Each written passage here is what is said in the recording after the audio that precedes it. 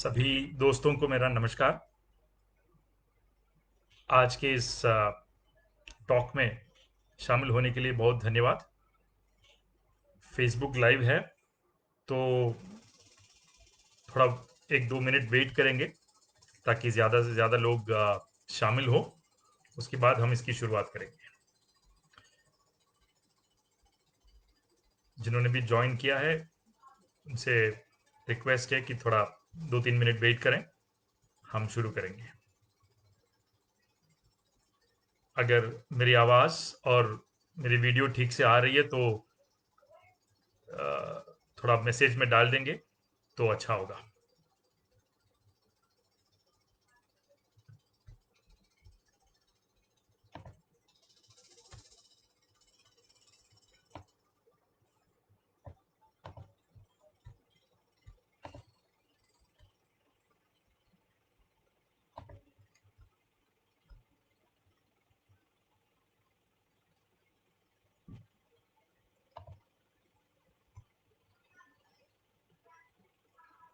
Thank you. Thank you.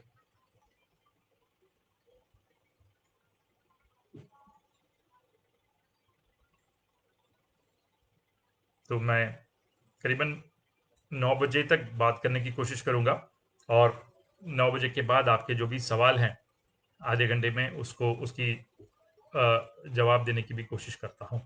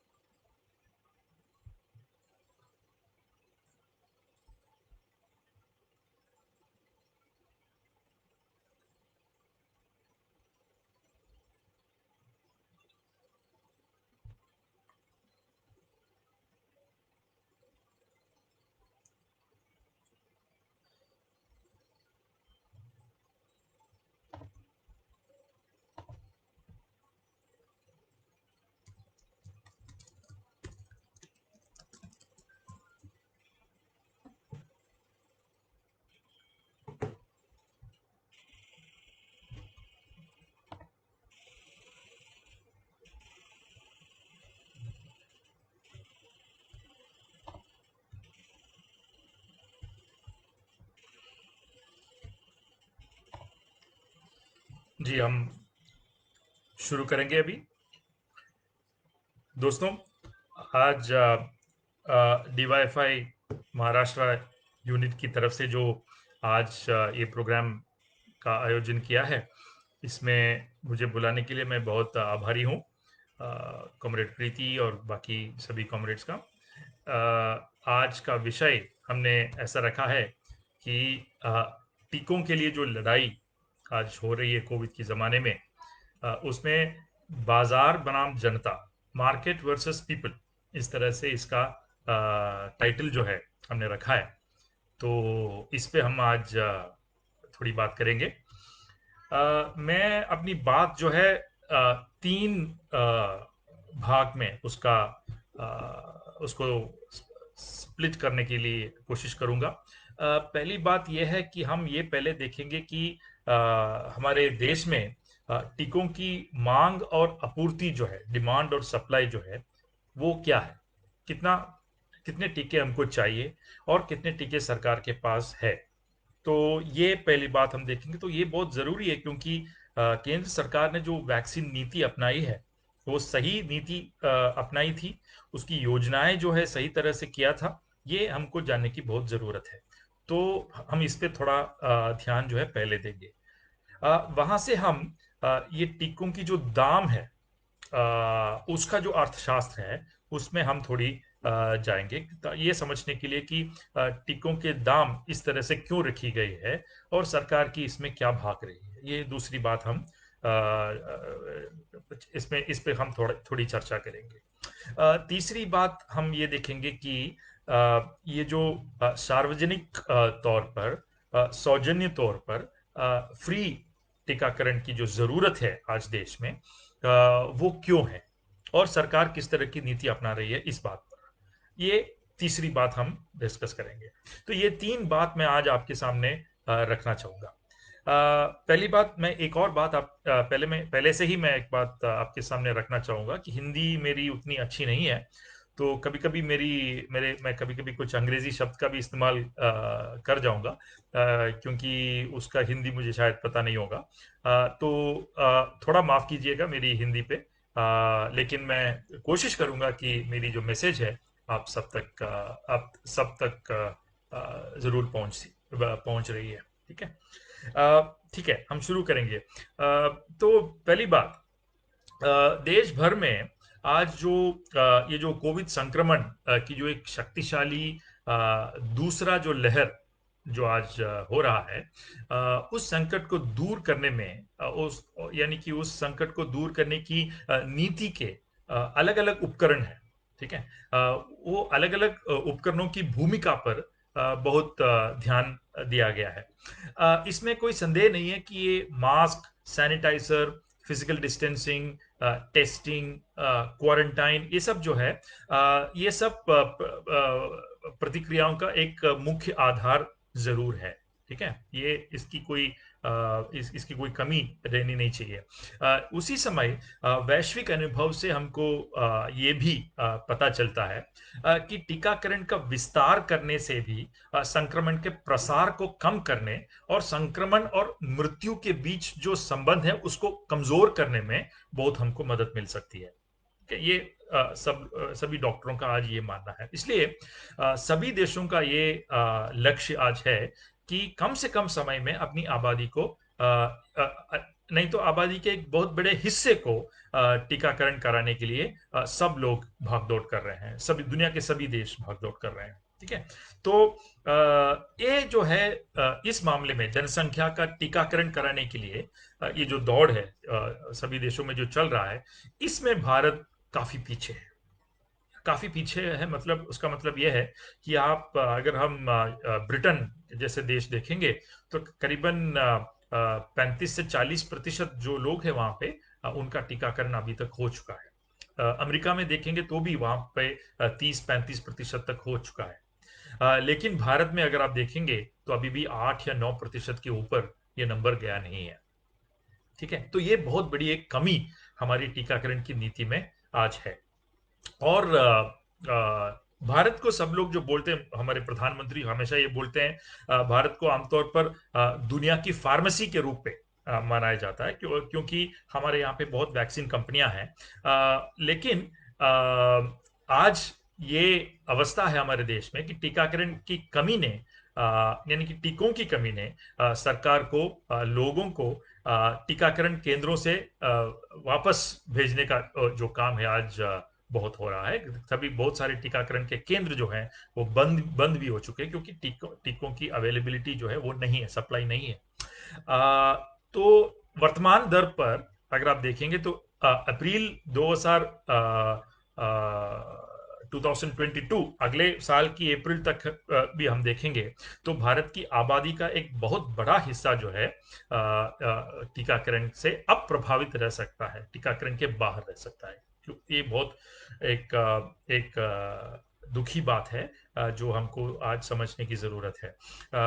तो पहली बात मैं आपके सामने मैंने बोला ये मैं रखना चाहूंगा कि भारत में टीकों की मांग और आपूर्ति के साथ साथ पिछले 4 महीनों में टीकों की पर्याप्त आपूर्ति जो है वो सुनिश्चित करने में पॉलिसी मेकर्स या नीति द्वारा निभाई गई भूमिका जो है उसको समझने की कोशिश मैं पहले करूंगा। ठीक है, उससे वहां से हम आगे जाएंगे। तो पहले टीकों की मांग के बारे में हम बात करेंगे, हमें कितने टीके चाहिए भारत में, क्या वो हमारे पास है, उसको उस पर हम उसके बाद में आएंगे। तो भारत का जनसंख्या अगर आप देखेंगे तो करीबन 140 करोड़ की जनसंख्या हमारे देश में है। ठीक है, करीबन 140 करोड़ की जनसंख्या है। इसमें हम अगर 30% लोगों को इसमें से हम हटा देंगे, क्योंकि उनका उनका जो उम्र है वो 18 साल से कम है। ठीक है, तो उनको वहां से हटाएंगे तो ये बन जाता है करीबन 96 करोड़। ठीक है, 96 करोड़ लोगों को हमें टीकाकरण देना होगा। लेकिन एक आदमी को 2 खुराक की जरूरत है, तो 2 खुराक की दर से हम देखेंगे तो ये टीके जो है 193 करोड़ ठीक है, एक करीबन 190 करोड़ खुराक हमको चाहिए होता है।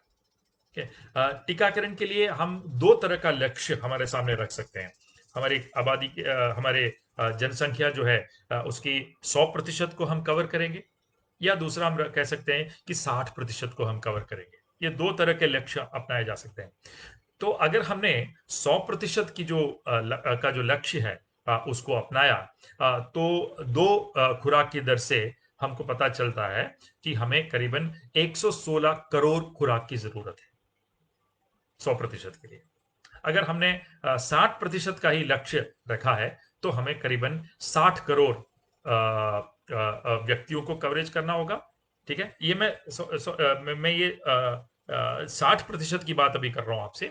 अगर हमको 60% को करवाना है, तो हर करीबन 60 करोड़ व्यक्तियों को कवरेज करना होगा। यानी कि दो खुराक की दर से हमें कितने टीके चाहिए? 120 के आसपास करोड़ खुराक की हमें जरूरत पड़ जाएगी। अगर हम 100% कवरेज की कोशिश करेंगे, तो मैंने बोला कि 96 करोड़ को कवर करना होगा, और दो खुराक की दर से हमें 193 करीबन 190 करोड़ खुराक की जरूरत होगी। तो ये हमारी जरूरत है एक तरफ। ठीक है, तो हम अप्रैल 2021, आज ये जो महीना चल रहा है, अप्रैल की तक अप्रैल तक की बात हम अगर देखेंगे, तो हमको पता चलता है कि हमने सिर्फ 13 करोड़ लोगों को अभी तक टीकाकरण किया है, मतलब कि एक डोज दिया है बस।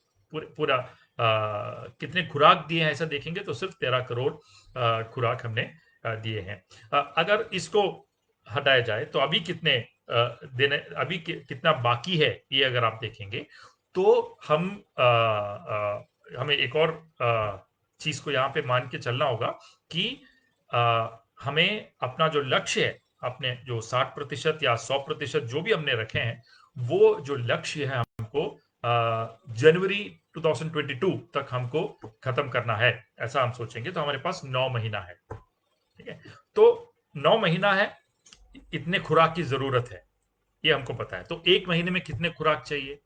अगर आपको 100% कवरेज जो है वो जनवरी तक आपको खत्म करने हैं, तो करीबन 67 लाख खुराक जो है आपको एक दिन देने की जरूरत है। ठीक है, 67 लाख खुराक एक दिन देने की जरूरत है। अगर आपको जनवरी तक आपको सिर्फ 60% ही आपको देना है, तो करीबन आपको 40 लाख खुराक जो है एक दिन देना पड़ेगा। ये हमारे लक्ष्य है। ठीक है, एक दिन आपको 100% कवरेज के लिए 67 लाख खुराक की जरूरत है, और 60% कवरेज के लिए आपको 37 टू 40 लाख 40 लाख तक आपको खुराक एक दिन जरूरत है। आपके पास कितना है? यहां पे मैं एक बात पहले से ही बोलना चाहता हूं कि भारत के जो नीति बनाते हैं सरकार, जो केंद्र सरकार जो है, उनके पास ये नंबर पहले से ही है, एक साल पहले से ही एक नंबर है।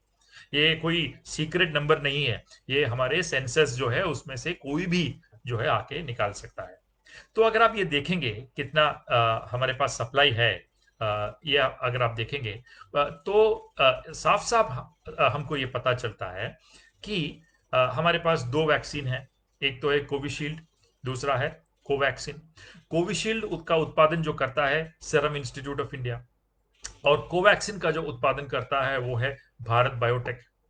ठीक है, तो ये कोविशील्ड और कोवैक्सीन का सप्लाई कितना है अगर हम देखेंगे, तो हमको ये पता चलता है कि सीरम इंस्टीट्यूट की जो उत्पादन की जो क्षमता है, वो प्रति मास जो है करीबन 6 करोड़ से 7 करोड़ के आसपास खुराक का है। ठीक है, और अगर हम भारत बायोटेक का जो कैपेसिटी है, उत्पादन की जो क्षमता है, वो अगर आप देखेंगे, तो आज वो सिर्फ 60 लाख के आसपास है प्रति मास। लेकिन अगर आप उसको मई तक लेके जाएंगे, तो उनकी जो उत्पादन की जो क्षमता है उसको बढ़ाने की काम आज चल रहा है। तो करीबन 2 करोड़ के आसपास उनकी जो उत्पादन की जो क्षमता है वो बढ़ सकती है। ठीक है, तो एक आदमी का 7 करोड़, ऊपर का पकड़ लीजिए 7 करोड़, प्रति मास, और दूसरे आदमी का है मैक्सिमम 2 करोड़। ठीक है, अगर आप ऐड करेंगे तो आपको मिलता है करीबन 8 से 9 करोड़ खुराक प्रति मास। लेकिन इसमें एक प्रॉब्लम है, भारत का जो ये पूरा सप्लाई जो आता है, हम अगर हम सीरम इंस्टीट्यूट ऑफ इंडिया और भारत बायोटेक जितना टीके आप वो लोग बनाते हैं, उसको अब ऐड करके देखेंगे, तो जो ये जो 9 करोड़ खुराक हमको जो मिलता है, ये जो है ये आपको पूरा भारत में उपयोग के लिए आपके पास नहीं अवेलेबल नहीं होगा। ये इसका एक कारण है, क्योंकि हम दुनिया के बाकी देशों को भी हम काफी वैक्सीन का सप्लाई जो है हम करते हैं।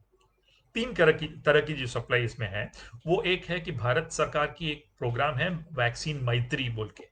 वैक्सीन मैत्री का मतलब है कि जैसे भूटान है, बांग्लादेश है, इस तरह के जो राज्य हैं, इनको यहाँ से टीकों का सप्लाई जो है हम देते हैं। हमारे दोस्त लोग हैं इसलिए हम देते हैं। एक पहली बात। दूसरी बात यह है कि सीरम इंस्टीट्यूट जैसे कंपनी जो है, उनका ये कंपनियों ने काफी सारे एक्सपोर्ट करने का जो कॉन्ट्रैक्ट है वो पहले पिछले साल से ही लेके रखा है। उनको वो कमिटमेंट जो है, वो एग्रीमेंट जो है, जिसमें जितना खुराक देंगे ऐसा बोला है, उनको तो देना ही पड़ेगा, तो थोड़ा वहां जाएगा। तीसरी बात यह है कि संयुक्त राष्ट्र जो है, यूनाइटेड नेशंस जो हम बोलते हैं, संयुक्त राष्ट्र की जो संयुक्त राष्ट्र समर्थित एक अंतर्राष्ट्रीय वैक्सीन की जो एक गठबंधन है, जो उसको हम गावी बोलते हैं, वो गावी की तहत हमको कुछ प्रतिबद्धताएं जो है वहां पे भी है, हम थोड़ा वैक्सीन वहां पे भी हम देंगे, हमने ऐसा बोला है। तो ये सब कामों के लिए हमको थोड़ा वैक्सीन हमारे उत्पादन से हटा के रखना होगा। एक और चीज है कि बहुत सारे राज्यों में वैक्सीन का बहुत वेस्टेज होता है। करीबन 5% से 10% तक वैक्सीन जो है वेस्ट हो जाता है, क्योंकि काफी अच्छे रेफ्रिजरेशन नहीं होते। इस तरह की बहुत सारे समस्याएं जो है वहां पे है। तो अगर आप ये दोनों को एक साथ देखेंगे तो करीबन 20% हमारा जो उत्पादन है, वो हमको हमारे उत्पादन से हटा के रखना है, क्योंकि वो हमारे इंडिया के यूज के लिए हमारे पास उपलब्ध नहीं है। तो इसका मतलब है, अगर हम ये सीरम इंस्टीट्यूट और भारत बायोटेक जितना उत्पादन करता है उसको ऐड करके देखेंगे और उसमें से ये 20% हटा देंगे, तो हमारे पास एक दिन के लिए कितने खुराक बचते हैं, हमारा जो उत्पादन जो है उसमें से सिर्फ करीबन 30 या 32 लाख खुराक जो है हमारे पास प्रतिदिन अवेलेबल होगा। हमको कितना चाहिए? जनवरी तक हमको अगर 60% को देना है तो भी हमको 40 लाख के आसपास चाहिए। 100% को देना है तो हमको करीबन 70 लाख के आसपास चाहिए। 70 लाख कहाँ है और 32 लाख कहाँ है? हमारे पास सिर्फ 32 लाख है, चाहिए 70 लाख। चलिए 60% का लक्ष्य पकड़ेंगे तो भी हमको चाहिए करीबन 40 लाख, हमारे पास सिर्फ 32 लाख है। ये जो कमी है वैक्सीन की, ये आज की सबसे बहुत बड़ी समस्या है। ये जो इश्यू हमारे सामने जो आई है, ये भारत की जो नीति बनाते हैं, भारत की केंद्र सरकार के जो लोग हैं, मंत्री जो हैं, प्रधानमंत्री जो हैं, होम मिनिस्टर जो हैं, और स्वास्थ्य मंत्री जो हैं, इनको पिछले साल से ही पता था। ये मैं बहुत एक बार फिर से बोलना चाहूंगा, ये जो कमी हमारे पास रहेगी, ये बात जो है, ये भारत की केंद्र सरकार को पता था। तो ये सवाल हमारे पास हमारे सामने ये उठता है कि ये कमी जो है, इसको ठीक करने के लिए, इसको इसके ये जो हमारे पास जो वैक्सीन की जो सप्लाई है, उसको बढ़ाने के लिए ये सरकार ने क्या काम किया। पहले देखेंगे कि दुनिया के सभी देशों में बाकी सरकारों ने क्या किया। अमेरिका ने, ब्रिटेन ने, जर्मनी ने, फ्रांस ने, चीन ने क्या किया, ये हम पहले देखेंगे। 3 चीजें की इन लोगों ने। एक चीज ये है कि 1 या 2 वैक्सीन पर ये अटक नहीं रहे। ठीक है, ज्यादा से ज्यादा वैक्सीन जो है, इसको अनुमति देने की प्रक्रिया जो है उन देशों में अपनाई गई। तो अमेरिका में जाएंगे तो आपको मॉडर्ना का मिलेगा, फाइजर का मिलेगा, ऑक्सफोर्ड का मिलेगा, सभी का जो सप्लाई है आपको उधर मिलेगा। ब्रिटेन में भी देखेंगे तो बहुत सारे वैक्सीन वहां पे आपको उपलब्ध होंगे। जर्मनी में देखेंगे वहां पे भी आपको बहुत सारे वैक्सीन की अनुमति दी गई है और वो अवेलेबल भी है। ये पहली बात, ज्यादा से ज्यादा वैक्सीनों को अनुमति देना, पहली बात। दूसरी बात यह है कि देखिए हमारे पास बहुत सारे वैक्सीनों की आवश्यकता होगी, बहुत सारे खुराक की आवश्यकता होगी। तो इन ये जो कंपनियां जो है हमारे पास, जो पब्लिक सेक्टर की जो वैक्सीन कंपनियां हैं, थोड़ी प्राइवेट सेक्टर के भी हैं, सीरम इंस्टीट्यूट भी है, भारत बायोटेक है, बाकी सब है। इन लोगों की जो कैपेसिटी है, यानी कि उत्पादन की जो क्षमता है, उसको बढ़ाने के लिए इनके ऊपर इन्वेस्टमेंट करने की जरूरत है, निक्षेप करने की जरूरत है। वो तो बहुत सारे पैसे, अमेरिका के सरकार को देखेंगे, ब्रिटेन के सरकार को देखेंगे, जर्मनी के सरकार को देखेंगे, तो इन लोगों ने अपने वैक्सीन कंपनियों को बहुत सारी सहायता दी, बहुत करोड़ों डॉलर या यूरो जो है इन लोगों को दिया, ताकि ये लोग रिसर्च कर सके और उनका जो उत्पादन की जो क्षमता है उसको बढ़ाएं और वहां के लोगों के लिए ज्यादा से ज्यादा वैक्सीन का सप्लाई जो है वो पूरा करें। ये उन लोगों ने ये दूसरा काम किया है। तीसरा काम उन लोगों ने क्या किया है कि बहुत सारे लोग ऐसे हैं जो उसका उत्पादन जो है वहां उस देशों में नहीं होता, लेकिन फिर भी ये काम उन लोगों ने किया कि वैक्सीन कंपनियों से पहले से बात करके रखी और ये कहा कि हमको एडवांस बुकिंग की जरूरत है, हम पहले से बुक करके रखते हैं। ठीक है, हमें 2 करोड़, 3 करोड़, 4 करोड़ खुराक जो है हम जनवरी, फरवरी, मार्च के लिए अभी से बुक करके रख रहे हैं। ये जून में ही, जून 2020 में ही इन लोगों ने, बहुत सारे देशों ने ये बुकिंग करके रखी है। तो तीन चीजें की, ज्यादा से ज्यादा वैक्सीनों को अनुमति देना, वैक्सीन कंपनियों की उत्पादन की जो क्षमता है उस पर इन्वेस्टमेंट करना, और तीसरी बात यह है कि बहुत सारे वैक्सीन कंपनियों से पहले से ही बात करके बुकिंग करके रखना।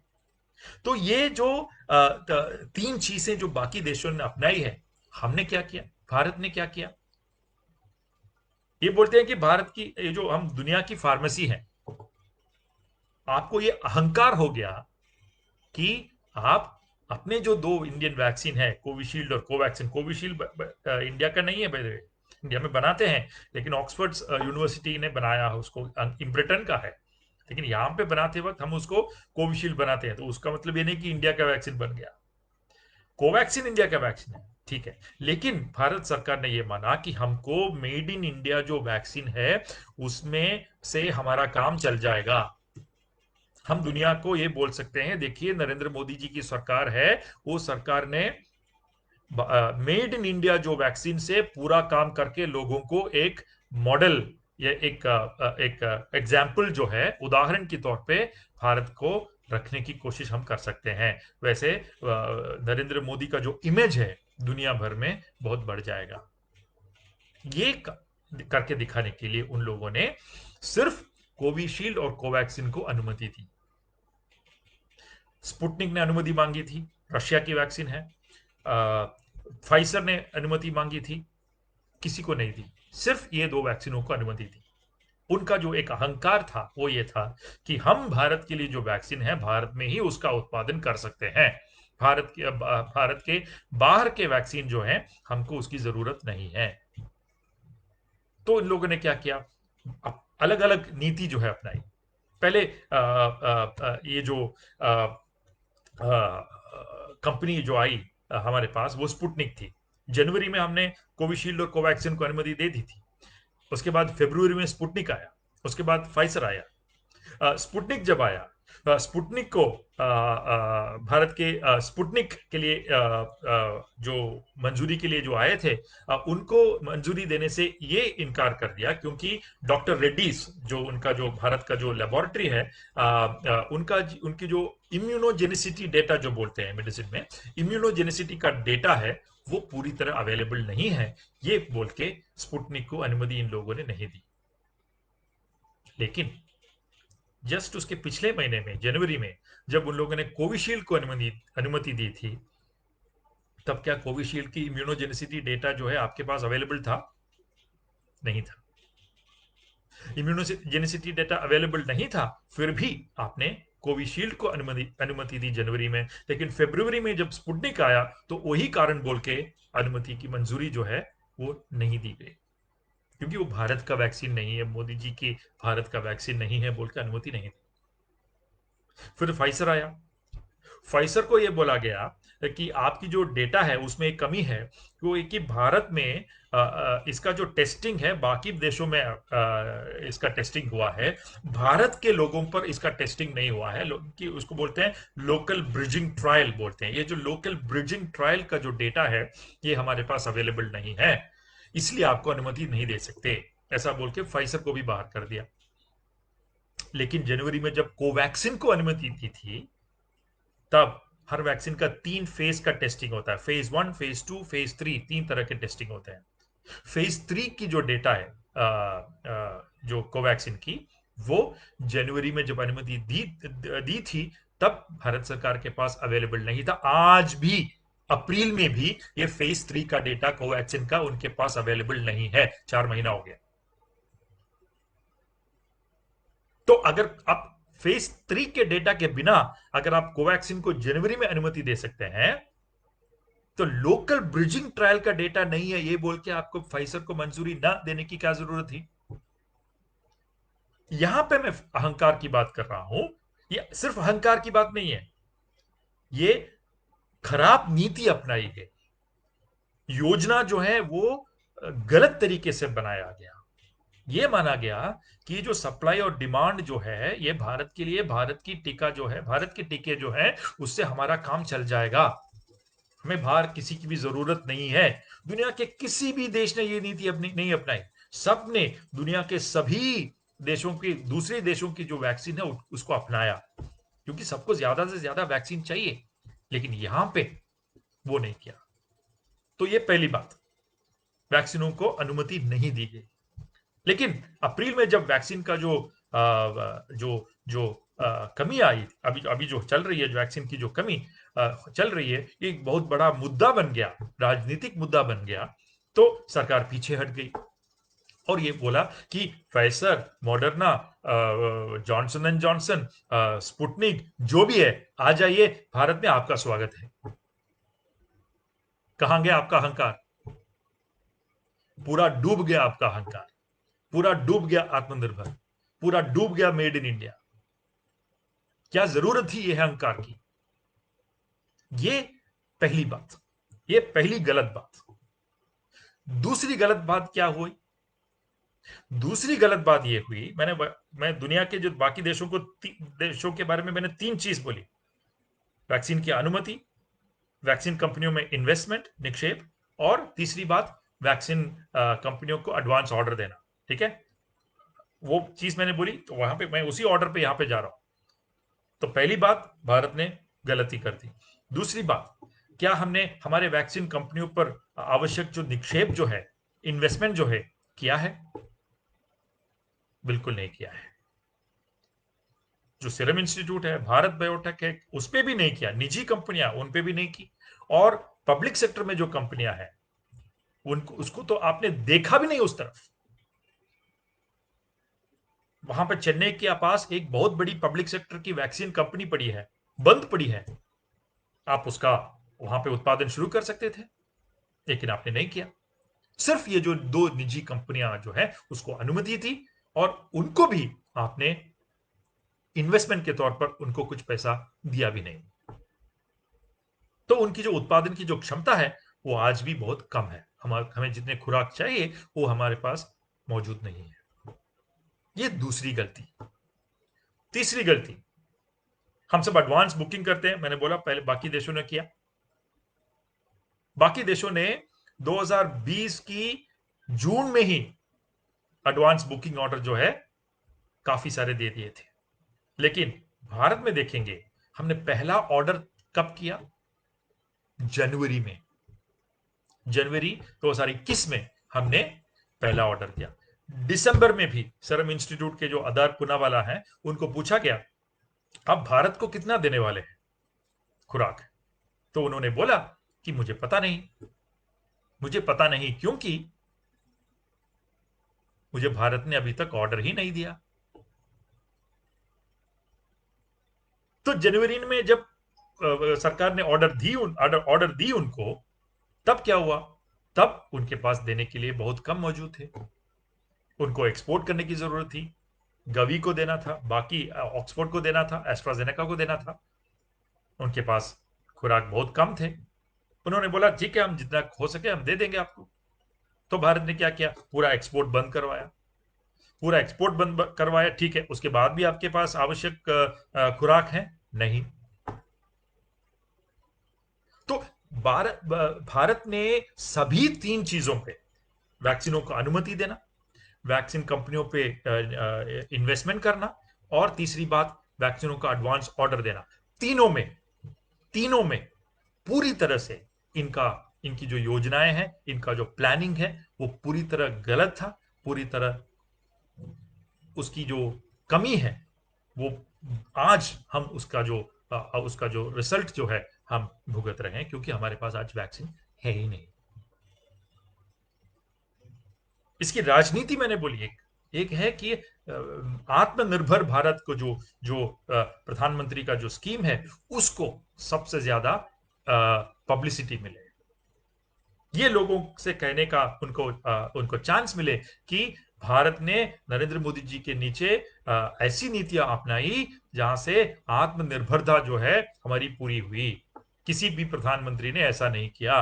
ये भारत के पहले प्रधानमंत्री है, विश्व गुरु है, ऐसा बोला नरेंद्र मोदी जी। विश्व गुरु हैं, क्योंकि पूरी दुनिया को हम वैक्सीन देने की कोशिश कर रहे हैं। लेकिन आपके खुद के देश के लोगों को आज आपके पास देने के लिए वैक्सीन नहीं है।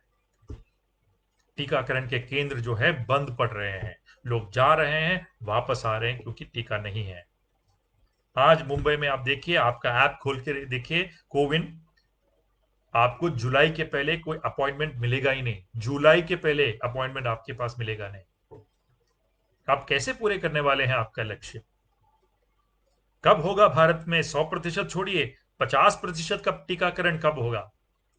ये मान के चलिए कि आपके पास अगले साल के अप्रैल आएगा, अगले साल का अप्रैल आएगा, आज से 12 महीना जाएगा, तभी भी आपको भारत में 50% से ज्यादा लोगों को आप टीकाकरण नहीं कर पाएंगे इस तौर पे।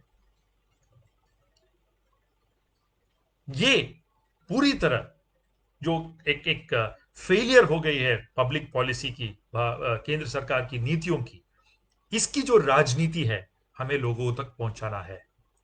यहाँ पे वैक्सीन की उत्पादन में जो कमी है, वो केंद्र सरकार की नीतियों की वजह से, गलत नीतियों की वजह से हुई है। ये ज्यादा से ज्यादा लोगों को हमें बताने की जरूरत है, क्योंकि ये कोई गलत बात भी नहीं है, बिल्कुल हम फैक्ट्स के आधार पर हमें बात कर रहे हैं। ठीक है, ये पहली बात। दूसरी बात, ये बहुत महत्वपूर्ण बात है, क्योंकि हम अभी एक नई जो नीति अपनाई गई है उस पे हम बात करने वाले हैं। तो ये ऐसा एक संदर्भ में केंद्र सरकार ने क्या किया? केंद्र सरकार ने ये काम की कि अ, हमारे ये जो वैक्सीन नीति है उसको पूरी तरह से उन लोगों ने चेंज कर दी, बदल दी। किस तरह से चेंज की इन लोगों ने एक नया सिस्टम बनाने की कोशिश की, नया सिस्टम लाने की कोशिश की। पहले उन लोगों ने बोला कि पहले 45 वर्ष के ज्यादा लोगों को ही टीका दिया जाता था, हम 18 साल के ऊपर के सभी को हम अभी इसका चांस देंगे। तो लोग बहुत खुश हो गए, अच्छी बात है, ज्यादा से ज्यादा लोगों को देना ही है। लेकिन इसमें एक प्रॉब्लम है, उसके साथ वैक्सीन की जो नीति है उसमें बहुत सारे उदारीकरण जो है, उस तरह की नीतियां जो है लाए गए। तो ये बहुत महत्वपूर्ण बात है कि हम ये नीति को समझें, केंद्र सरकार ने क्या किया है और क्यों किया है, क्या किया है और क्यों किया है। ये दो चीज मैं आपके सामने रखना चाहूंगा। क्या है, अब तक जो है क्या चल रहा था, भारत सरकार जो है राज्यों को मुफ्त में टीकों की आपूर्ति कर रही थी। ठीक है, मुफ्त में देते थे। क्या दाम था? केंद्र सरकार जो है कोविशील्ड जो है वो 150 रुपया खुराक का सीरम इंस्टीट्यूट को दे के खरीदती थी, और भारत बायोटेक का करीबन 200 रुपया खुराक का देके खरीदती थी और राज्यों को सौजन्य तौर पर, फ्री के तौर पर उसको दिया जाता था। ये आज तक की नीति थी, जो कि केंद्र सरकार जो है एक सिंगल बायर है, सिर्फ केंद्र सरकार खरीदती है कंपनियों से और राज्यों को देती है। ये हमारे देश में हम देख सकते थे। एक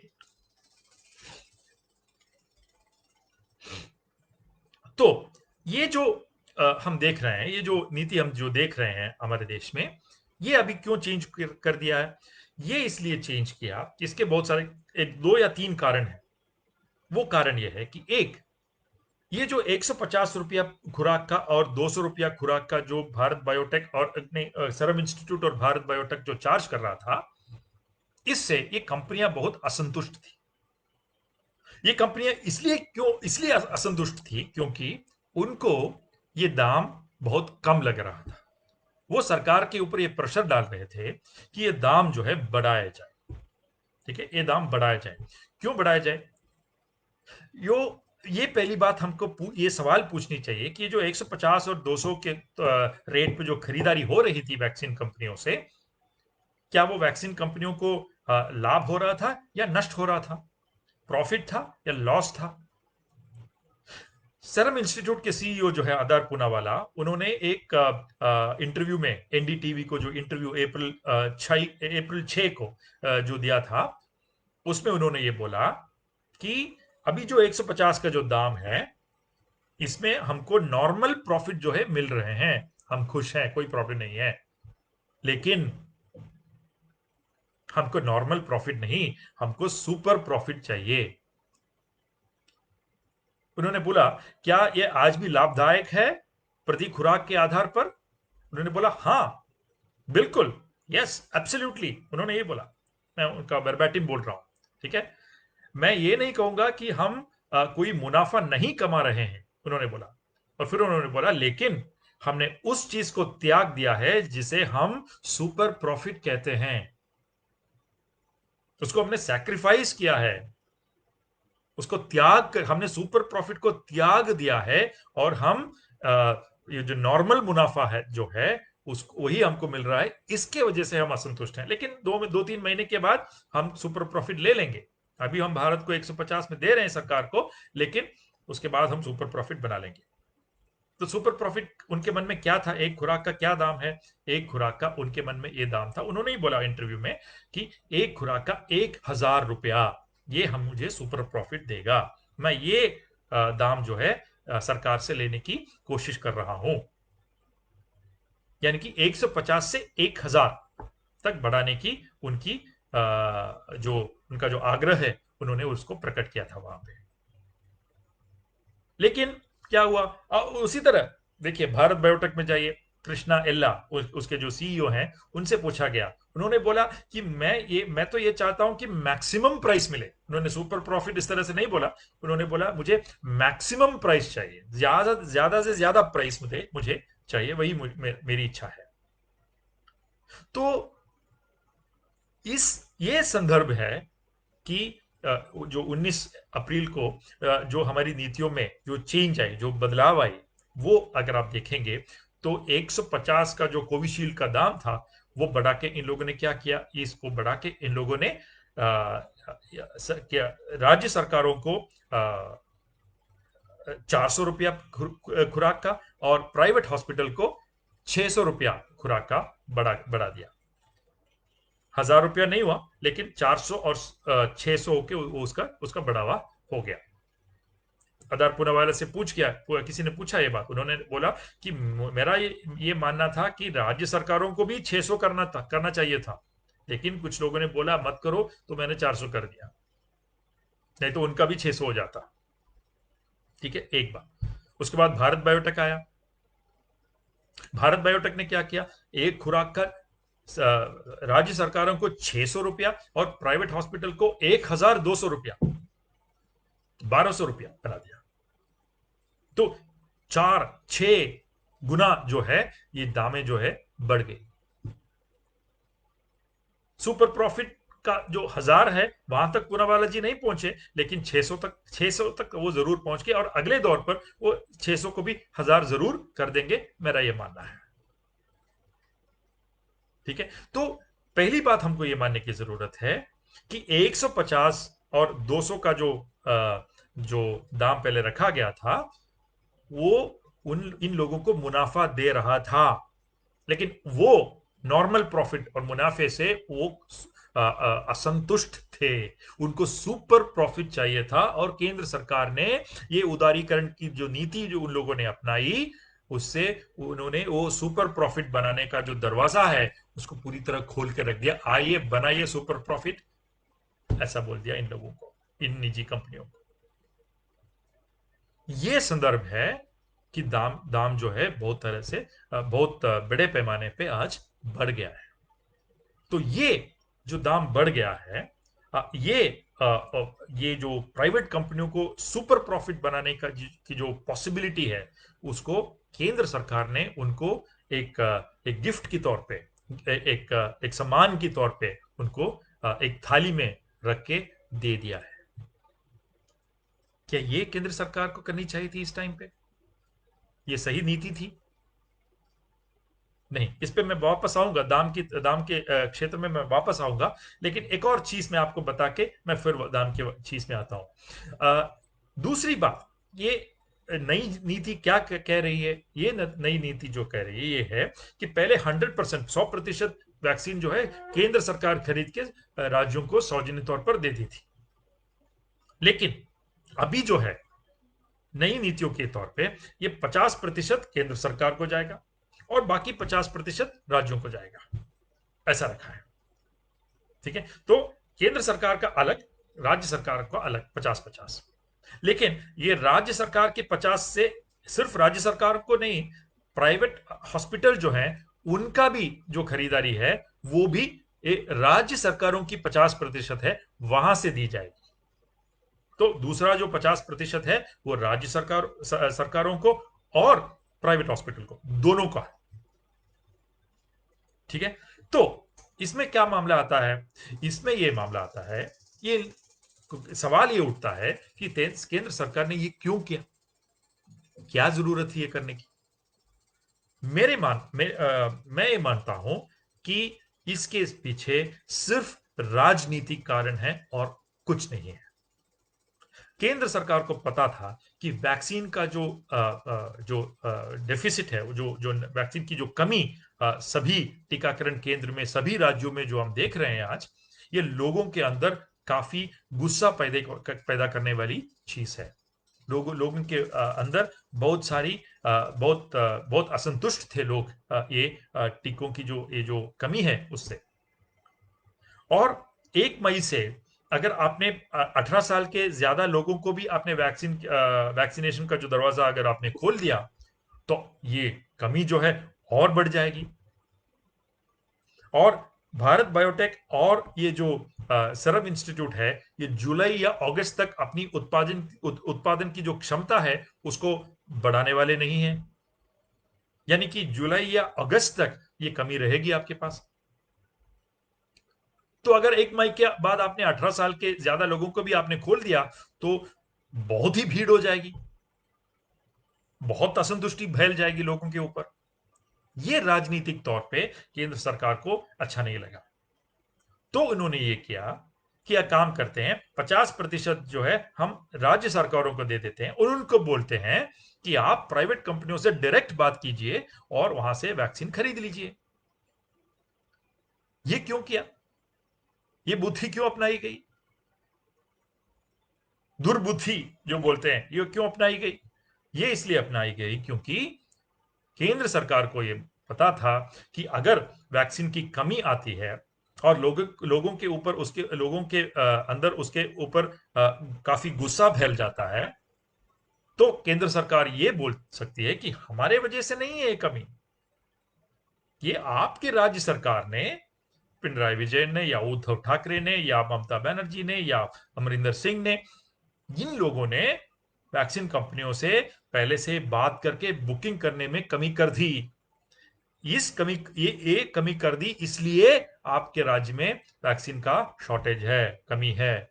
हमारे वजह से नहीं है, मोदी जी की, अमित शाह की, हर्षवर्धन की वजह से नहीं है।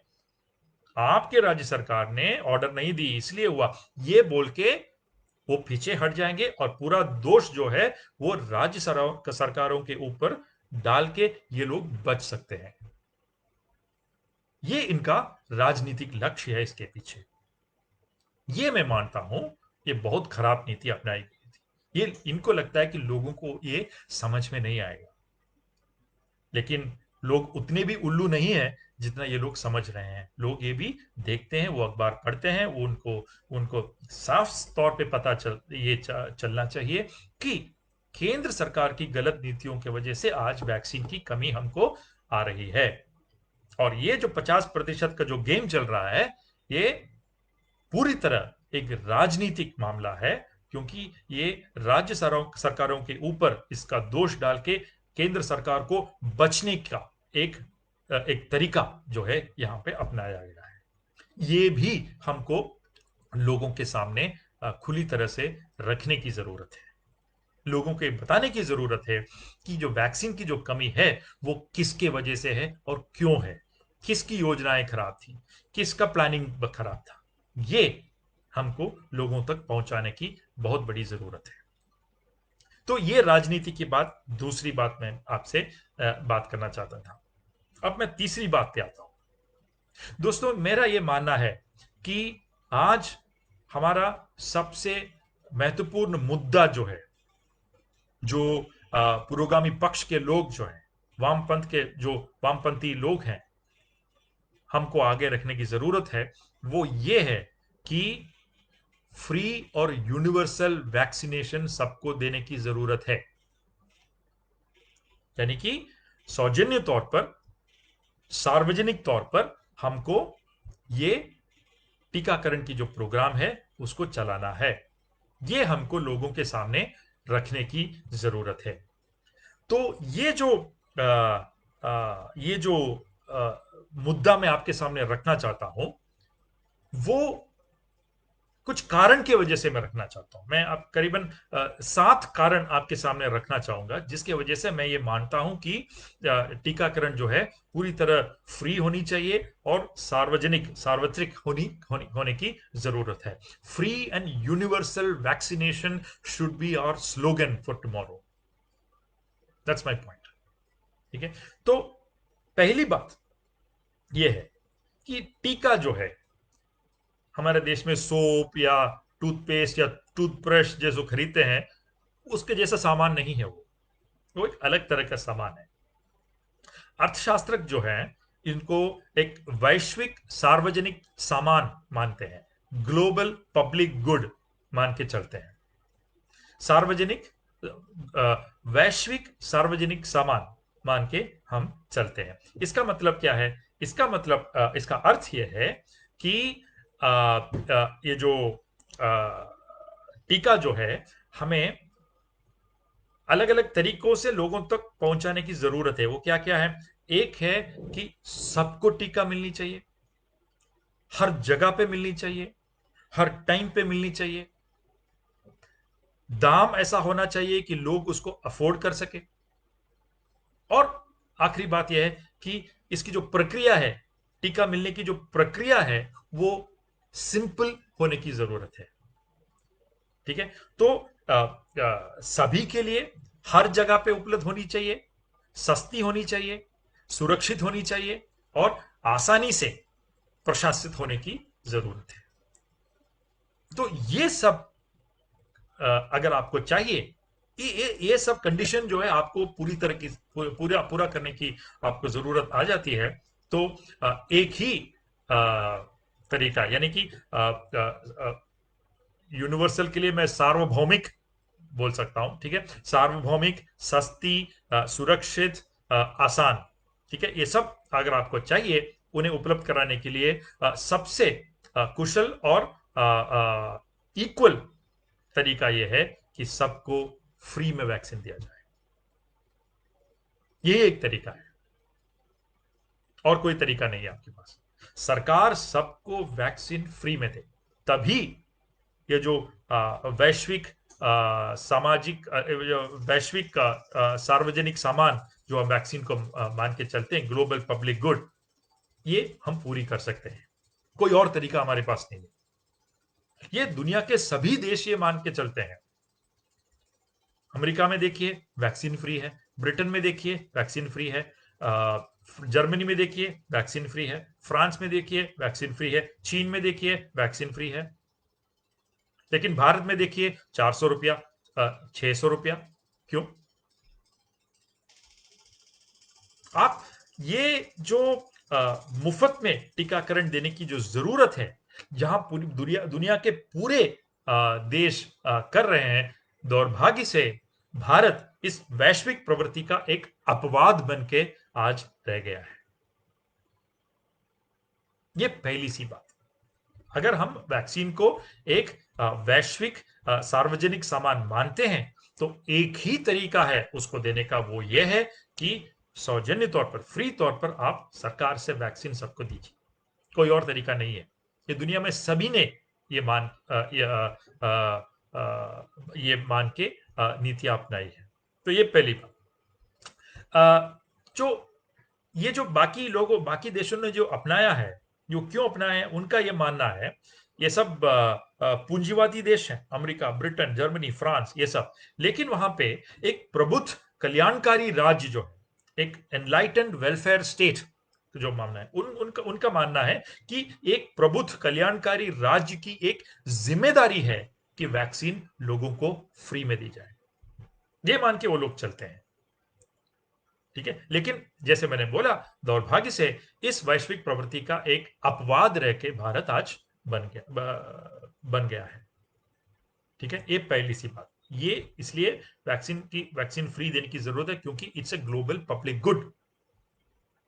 ठीक है, पहली बात। दूसरी बात, भारत के विशिष्ट मामले में अगर आप देखेंगे तो टीकाकरण भी राज्य का एक संविधानिक दायित्व मान के हमको चलना होगा। Constitutional duty of the state है। स्वास्थ्य का अधिकार जो है, राइट टू हेल्थ जो हम बोलते हैं, वो प्रत्येक नागरिक का एक संवैधानिक अधिकार है भारत में। और राइट टू लाइफ जो बोलते हैं, जीवन का जो अधिकार है, उसका एक उप समुच्चय के रूप में मुफ्त टीकों का प्रवाह जो है, उसका अधिकार हम देख सकते हैं। राइट टू लाइफ और राइट टू हेल्थ जो है, स्वास्थ्य का अधिकार और जीवन का अधिकार जो है, जो हमारे संविधान ने हमको दिया है, उसका एक उप समुच्चय, सबसेट के तौर पे हम मुफ्त टीकाओं का प्रवाह जो है, उसका विश्लेषण हम कर सकते हैं। इस प्रकार से निशुल्क यानी कि फ्री टीकाकरण के प्रत्येक भारतीय नागरिक का एक मौलिक अधिकार भी है। Free vaccine is a constitutional right seen in this perspective. ठीक है, इसके लिए भी ये भारत के सर्वोच्च न्यायालय ने, सुप्रीम कोर्ट ने इसको बहुत सारे अपने जजमेंट में इसको सही भी बताया है कि राइट टू हेल्थ और राइट टू लाइफ के तौर पर वैक्सीनेशन भी हम देख सकते हैं। तो ये दूसरा कारण है कि एक प्रबुद्ध कल्याणकारी राज्य के रूप में हमारे भारत के संवैधानिक रूप से भी भारत के लोगों को निशुल्क फ्री वैक्सीनेशन जो है, टीकाकरण जो है, हमें देने की जरूरत है। ये दूसरा कारण है। तीसरा कारण यह है कि ये जो टीकाकरण या टीकों की जो पीछे जो रिसर्च होता है हमारे इंस्टीट्यूट में, हमारे देश में, अब विश्व में भी आप देखेंगे तो बहुत सारे देशों में ये देखा गया है कि वैक्सीन के ऊपर जो रिसर्च होता है, ये जो रिसर्च के लिए जो पैसा खर्च करता है, ज्यादा से ज्यादा सरकार या पब्लिक सेक्टर का पैसा जो है, ये रिसर्च के लिए अपनाया जाता है। अभी पहले देखिए Oxford AstraZeneca vaccine. Oxford AstraZeneca vaccine जो ऑक्सफोर्ड यूनिवर्सिटी के एक जेनर इंस्टीट्यूट नाम का उनका एक इंस्टीट्यूट है, ये इंस्टीट्यूट ने पहली बार ये वैक्सीन का विकास किया था। ऑक्सफोर्ड वैक्सीन बोलते हैं उनको। लेकिन ऑक्सफोर्ड ने ये पहले ये कहा था कि हम दुनिया के सभी लोगों को ये सौजन्य तौर पर ओपन लाइसेंस की तौर पर ये वैक्सीन देने वाले हैं, क्योंकि ये जो इसका जो नॉलेज है, इसका जो रिसर्च के पीछे जो नॉलेज है, ये कोई निजी बात नहीं है, ये सबका है, लोगों का है। सोचिए, बहुत साल पहले जब पोलियो वैक्सीन का जो उत्पादन हुआ था, जोनास सॉक ने उसका जो उत्पादन किया था, उनको पूछा गया, तो ये आपने पोलियो वैक्सीन का आपको आपने विकास किया है, ये किसका है ये वैक्सीन? तो उन्होंने बोला ये तो लोगों का है, it is owned by the people, उन्होंने बोला। तो उसी तरह ये ऑक्सफोर्ड यूनिवर्सिटी का जो वैक्सीन है, ये भी उन्होंने पहले बोला था कि सबका है, ओपन लाइसेंस दे देंगे। लेकिन उसके बाद उन लोगों ने क्या किया, इसके रिसर्च के पीछे कितना निजी इन्वेस्टमेंट था और कितना पब्लिक इन्वेस्टमेंट था, अगर आप देखेंगे तो 97% जो है इसके पीछे जो निवेश किया गया है, वो पब्लिक सेक्टर का पैसा है, सरकारों का पैसा है। अमेरिकी सरकार, ब्रिटेन की सरकार, यूरोपियन यूनियन की सरकार, इन लोगों ने ये पैसा लगाया है। वही उसी तरीके से ऑक्सफोर्ड का वैक्सीन का डेवलपमेंट हुआ है। 2% सिर्फ वहां पे निजी निवेश जो है उस पर हुआ है। लेकिन ऑक्सफोर्ड ने क्या किया, उनको ज्यादा पैसा कमाना था। दुर्भाग्य है कि उन लोगों ने एक प्राइवेट कंपनी, एस्ट्राजेनेका नाम की एक कंपनी को उसका एक्सक्लूसिव लाइसेंस दे दिया, क्योंकि सिर्फ वही लोग ऑक्सफोर्ड वैक्सीन का उत्पादन कर सकते हैं, ऐसा एक लाइसेंस उन लोगों को दिया। बहुत गलत बात होगी। लेकिन एस्ट्राजेनेका भी ने भी ये उनके ऊपर काफी प्रेशर आई, और तो उन्होंने बोला कि ठीक है, ये महामारी जब तक खत्म नहीं होती तब तक हम इसमें से ज्यादा प्रॉफिट, मुनाफा नहीं कमाएंगे, ये नॉट फॉर प्रॉफिट की तौर पे हम इसका दाम लगाएंगे, ऐसा एक प्रॉमिस जो है उन लोगों ने उस टाइम पे नवंबर 2020 में रखा था। लेकिन उसके बाद उन लोगों ने क्या किया, उसके पहले से ही कर दिया था। भारत जैसे देशों में इसका उत्पादन के लिए सिर्फ एक आदमी को, सीरम इंस्टीट्यूट ऑफ इंडिया को, इसका एक्सक्लूसिव लाइसेंस दे दिया। तो ऑक्सफोर्ड ने एस्ट्राजेनेका को एक्सक्लूसिव लाइसेंस दिया, और एस्ट्राजेनेका ने सीरम इंस्टीट्यूट को एक्सक्लूसिव लाइसेंस दिया। इसका मतलब यह हुआ कि भारत में ऑक्सफोर्ड का जो वैक्सीन है, जहां इसको कोविशील्ड बोलते हैं, सिर्फ एक ही आदमी उसको बना सकता है। कौन है? Serum institute of India.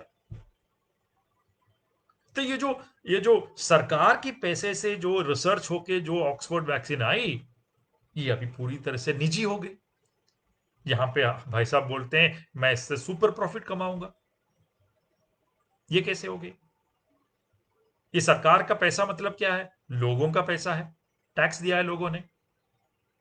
अगर आपने एक बार पैसा दे दिया, आपने टैक्स देके आपने एक बार उसका इन्वेस्टमेंट पे आपकी भागीदारी हो गई, तो वैक्सीन जब बन गई, उसके बाद आपसे फिर से एक दाम लेना। आपने एक दुकान से एक सोप खरीदा, पहली बार आपने पैसा दिया सोप का 10 रुपया, और निकले तो दुकानदार वापस बुला रहा है, आपको बोल रहा है फिर से एक बार 10 रुपया दो। तो आप पूछेंगे कि एक सोप का मैं 2 बार क्यों दूं पैसा? पहले 10 रुपया दिया था ना मैंने, फिर से क्यों 10 रुपया दूं? ये उसी तरह का बन गया है। पहले हमने टैक्स थी, उससे ये रिसर्च हुआ, वैक्सीन बन गया, वैक्सीन बाहर आ गया, हमसे बोल रहे हैं फिर से दो 400 रुपया, फिर से दो 600 रुपया। क्यों? ये कहां की नीति बन गई? ये जो ये जो प्रॉब्लम हमारे पास है, पब्लिक मनी से जो वैक्सीन बनाते हैं, उसका जो निजीकरण हो रहा है आज, वो बहुत बड़ी एक समस्या बन के हमारे सामने आके खड़ी है। इसी तरह ये जो ऑक्सफोर्ड की बात बोली, फाइजर की बात देखेंगे। फाइजर के टीके के मामले में इसकी जो उनका फाइजर का एक जो भागीदार है, उसमें बायो एनटेक नाम का एक कंपनी है, वो बायोटेक एनटेक जो है, जर्मन सरकार से करीबन 375 मिलियन यूरो जो है उसका अनुदान उन लोगों ने दिया है, ग्रांट के तौर पर दिया है। ठीक है। और यूरोपियन यूनियन ने एक करीबन 100 मिलियन यूरो का ऋण वित्त पोषण जो है, डेट फिनेंसिंग जो है, इस कंपनी को दी है। तो जर्मन सरकार ने दी है, यूरोपियन यूनियन ने दी है। तब फाइजर का वैक्सीन बना। ठीक है, भारत में देखिए कोवैक्सीन, कोविशील्ड नहीं कोवैक्सीन, जो भारत बायोटेक बनाया, लोग समझते हैं कि भारत बायोटेक नाम की एक निजी कंपनी ने उसको बनाया है, लेकिन पैसा किसने लगाया उसमें? इसके पीछे जो पूरा रिसर्च है वो भारत के पब्लिक सेक्टर के साइंटिस्ट जो हैं उन लोगों का है। Indian council for medical research, national institute of virology Pune, Indian council for CSIR, ये जो 3 संस्थाएं हैं, ये जो 3 संस्थाएं मिलके, इन्होंने मिलके इसका पीछे का जो रिसर्च है वो किया है। और इसके पीछे जो सार्स CoV-2 नाम का एक स्ट्रेन, एक वायरस का जो स्ट्रेन है, उसको आइसोलेट करने की जो बहुत महत्वपूर्ण काम जो है, ये एक public national institute of virology Pune ने इसका रिसर्च किया है। और ये आइसोलेट करने के बाद इन्होंने ये स्ट्रेन को भारत बायोटेक को दिया, जो जिन लोगों ने इसका फर्दर विकास जो है किया है। तो ये एक जॉइंट कोलैबोरेशन है, काफी पैसा सरकार का इसमें खर्च हुआ है, ICMR का खर्च हुआ है, स्वास्थ्य मंत्रालय का खर्च हुआ है, नेशनल इंस्टीट्यूट ऑफ वायरोलॉजी का खर्च हुआ है, CSIR का खर्च हुआ है। तो ये तो पब्लिक सेक्टर का वैक्सीन बन गया। हाँ ठीक है, भारत बायोटेक का भी थोड़ा उसमें भाग है, पब्लिक प्राइवेट बोल लीजिए, लेकिन पूरी तरह निजी कहाँ है ये। लेकिन आज क्या देख रहे हैं आप, वो कंपनी मैक्सिमम प्राइस मांग रहा है, सुपर प्रॉफिट मांग रहा है। हम ये सवाल उठा रहे हैं कि अगर इतनी पब्लिक इन्वेस्टमेंट ये रिसर्च पे इसकी गई है, तो इसका जो इंटेलेक्चुअल प्रॉपर्टी राइट्स जो बोलते हैं वो किसका है भाई? इसका ओनरशिप किसका है? ये वैक्सीन का सरकार का होना चाहिए ना, सरकार का, यानी कि लोगों का, जनता का। अगर जनता का है और जनता ने एक बार टैक्स दे दी है सरकार को इस मामले के इस ऐसे निवेश करने के लिए, उनसे आप फिर से क्यों पैसा मांग रहे हैं? ये तीसरा कारण है कि टीकाकरण जो है निशुल्क होना चाहिए। लोगों ने पैसा अपने टैक्स भर के दे दिया है, फिर से पैसा मत पूछे। तीसरी बात, फिर से बोलता हूं, पहली बात मैंने बोली कि वैश्विक सार्वजनिक सामान है, public goods, global public good है। दूसरी बात, ये हमारा संविधान के तौर पर ये हमको मिलने वाला एक जो मिलना चाहिए ऐसा एक हक है, अधिकार है। तीसरी बात मैंने बोली कि ये जो इसके पीछे जो रिसर्च है वो पब्लिक सेक्टर ने किया है। पब्लिक सेक्टर जो खर्च करता है वो लोगों की टैक्स मनी से ही खर्च किया जाता है, और फिर से लोगों से इसका पैसा मांगना सही बात नहीं है। चौथी बात मैं आपके सामने रखना चाहूंगा कि दुनिया में सभी देशों में अगर आप देखते हैं टीकाकरण की जो प्रक्रिया है, अगर आप देखेंगे तो एक महत्वपूर्ण बाधा जो है टीकाकरण का वो ये है कि लोग जो हैं टीका टीका लेने से काफी झिझकते हैं, थोड़ी उनको एक प्रॉब्लम है, लेकिन अलग अलग कारण से होती है। कुछ लोग समझते हैं कि वहां जाके क्यू में खड़ा होना है, क्यों रहना है, छोड़ दीजिए, कल करते हैं, परसों करते हैं, अगले हफ्ते करते हैं, अगले महीने करते हैं, ऐसा करके उसको पोस्टपोन कर देते हैं, तब तक उनको कोविड आ जाता है, नहीं तो कुछ और आ जाता है। ठीक है, दूसरी बात यह है कि लोग समझते हैं कि मुझे क्या आने वाला है, मैं तो ठीक ठाक हूं, मुझे वैक्सीन लेने की जरूरत नहीं है, नहीं लेंगे, ऐसा उसको छोड़ देते हैं, आ जाता है। ठीक है, तो इस तरह के जो कारण है उसके वजह से लोग टीका लेने से थोड़ा झिझकते हैं, वैक्सीन हेसिटेंसी जो है हम इसको बोलते हैं। तो ये जो है भारत के जैसे देशों में इसका एक इस तरह के गरीब देशों की अगर आप बात देखेंगे तो एक और बाधा हमारे सामने आ जाती है, यह है सामर्थ्य, यानी कि अफोर्डेबिलिटी।